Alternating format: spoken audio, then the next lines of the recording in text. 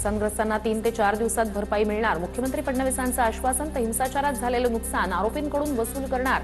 आरोपींनी नुकसान भरपाई न दिल्यास त्यांची संपत्ती जप्त करणार. फडणवीसांची प्रतिक्रिया.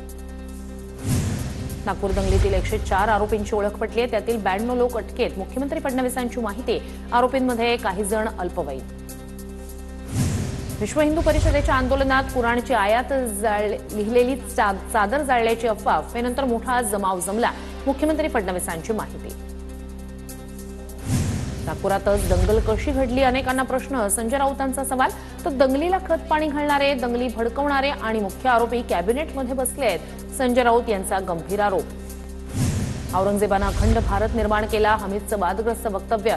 छत्रपती संभाजीराजेंच्या हत्येला औरंगजेब कसा जबाबदार. 2 दिवसापूर्वी हमीदचं वादग्रस्त वक्तव्य. औरंगजेबाची कबर काढण्यासाठी याचिका दाखल. सामाजिक कार्यकर्ते रतन लथ यांच्याकडून मुंबई हायकोर्टात याचिका. कबरीला दिलेला विशेष दर्जा काढून टाकण्याची मागणी. फरार प्रशांत कोरटकरवर लुकआउट नोटीस जारी. इंद्रजित सावंत धमकी प्रकरणी लुकआउट सर्क्युलर. कोरटकरच्या परदेश प्रवासाची माहिती घेणार. प्रशांत कोरटकर दुबईला पळून गेल्याची चर्चा. सूत्रांची माहिती. कोल्हापूर पोलिसांकडून प्रशांत कोरटकरचा शोध सुरू. प्रशांत कोरटकरचा दुबईतील फोटो व्हायरल. चर्चांना उधाण. दरम्यान प्रशांत कोरटकर चंद्रपूर परिसरात असल्याचा पोलिसांना संशय. चंद्रपूरमधील कोरटकरचं सीसीटीव्ही फुटेज कोल्हापूर पोलिसांच्या हाती. अंतरिम जामीन आणि कोल्हापूर जिल्हा सत्र न्यायालयात झालेल्या सुनावणी काळातील सीसीटीव्ही फुटेज पोलिसांना मिळालं. प्रशांत कोरटकरचा पासपोर्ट जप्त करा. इंद्रजित सावंत यांचा कोल्हापूर पोलिसांकडे अर्ज. प्रशांत कोरटकरला वाचवण्यासाठी कोणती तरी यंत्रणा काम करते. सावंत यांची प्रतिक्रिया. नागपूर पोलिसांनी प्रशांत कोरटकरला लपवलं. अमोल मिटकरींचा आरोप. तर कोरटकर जर दुबईत गेला तर पोलिसांचं अपयश. कोरटकर चंद्रपुरात पोलीस अधिकाऱ्यांना कसा भेटतो. मिटकरींचा सवाल. प्रशांत कोरटकर दुबईला गेल्याचा फोटो दिशाभूल करणारा. ठाकरेंच्या सेनेच्या उपनेत्या सुषमा अंधारे यांची फेसबुक पोस्ट. कोरटकरला सुरक्षा देण्याची ऑर्डर कुणी दिली होती. अंधारेंचा गृहमंत्री फडणवीसांना सवाल. प्रशांत कोरटकर गृह खात्याच्या मदतीशिवाय पळून जाऊ शकत नाही. प्रशांत कोरटकर भाजपच्या कार्यालयातही सापडू शकतो. संजय राऊतांचा आरोप. तर हायकोर्टानं जामीन नाकारल्याच्या दिवशी कोरटकर नागपुरात होता. राऊतांचा दावा. पुण्यात शरद पवार आणि अजित पवार एकाच मंचावर. वसंतदादा शुगर इन्स्टिट्यूटच्या बैठकीला शरद पवार, अजित पवार, जयंत पाटील यांनी लावली उपस्थिती.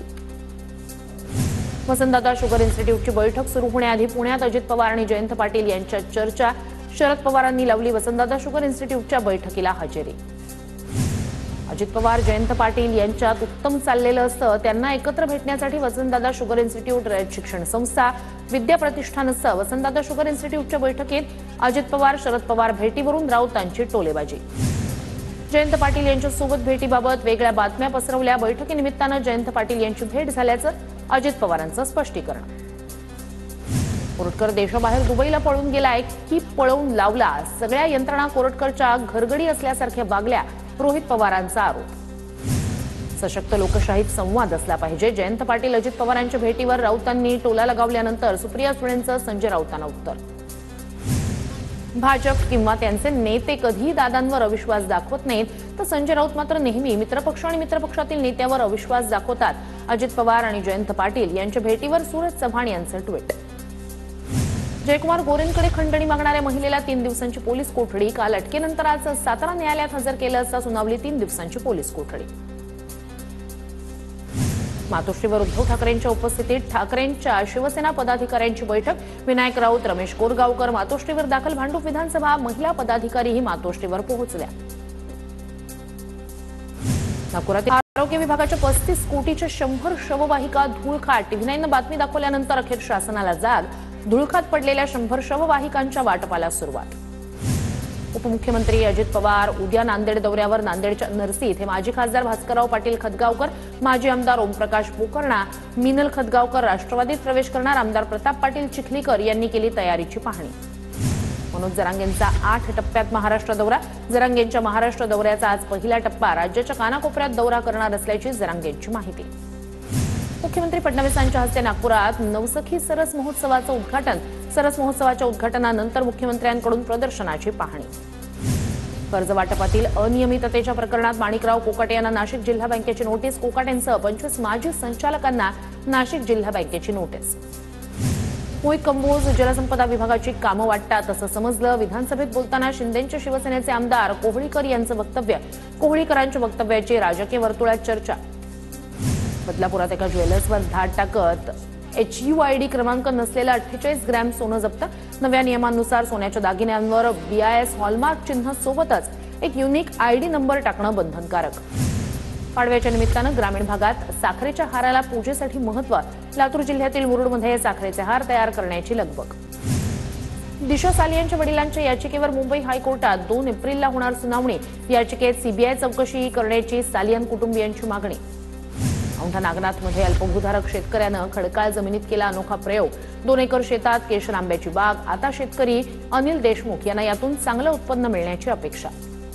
जळगावच्या मुक्ताईनगर आणि चोपडा तालुक्यात ज्वारी काढणीला सुरुवात। मजुरांच्या सहाय्यानं कापणी सुरू।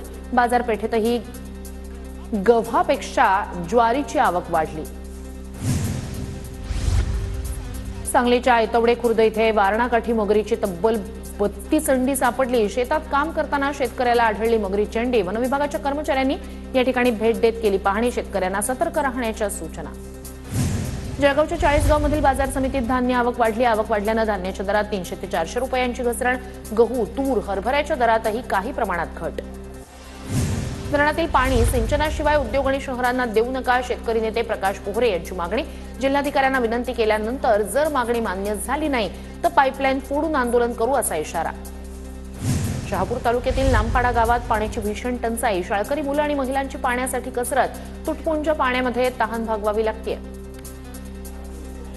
रत्नागिरी जिल्हा परिषदेकडून पाणी टंचाई कृती आराखडा सादर।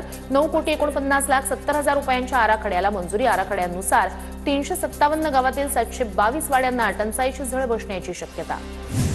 नाशिकच्या निफाडमधील नांदूर मधमेश्वर धरणासह गोदावरी नदीला जलपर्णीचा मिळखा। जलपर्णी तातडीनं न काढल्यास नागरिकांकडून जलसमाधीचा इशारा। लातूरच्या अनेक भागात पुढच्या 24 तासात वादळी वाऱ्यासह पावसाची शक्यता। काही ठिकाणी गारांचा पाऊस पडण्याचीही शक्यता।